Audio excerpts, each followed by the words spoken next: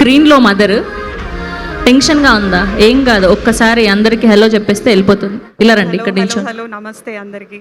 Mic దగ్గర పెట్టుకోండి.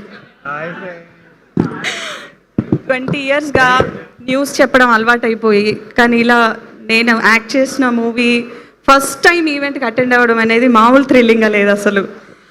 కాదు, మీరు ఆల్రెడీ నేను చూసాను, మీరిద్దరు ఒక ఇంటర్వ్యూ చేశారు కదా, కోనా గారు అండ్ ఈవిడ. అది మీరే. అందరు సెలబ్రిటీస్ని ఇంటర్వ్యూ చేయడం అలవాటు అయిపోయింది, కానీ నేను కాదు, మీరు ఒక హోస్ట్ అయ్యిండి ఇక్కడ మన ఇజ్జత్ తీస్తున్నారు. మాట్లాడండి మీరు హ్యాపీగా. ఏమన్నా అడగవా? చెప్తా. కాదు, ఫస్ట్ మీ సినిమా గురించి చెప్పండి. యా, నిజంగానే టెన్షన్గా ఉంది.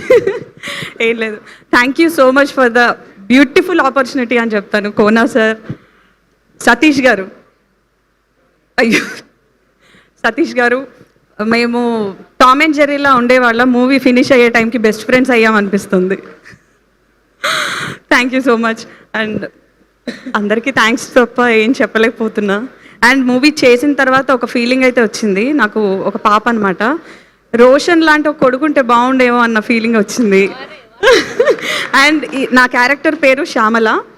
సతీష్ గారు అన్నారు అది మా అమ్మ పేరు అని చెప్పి, ఆ సెంటిమెంట్ కూడా పండింది.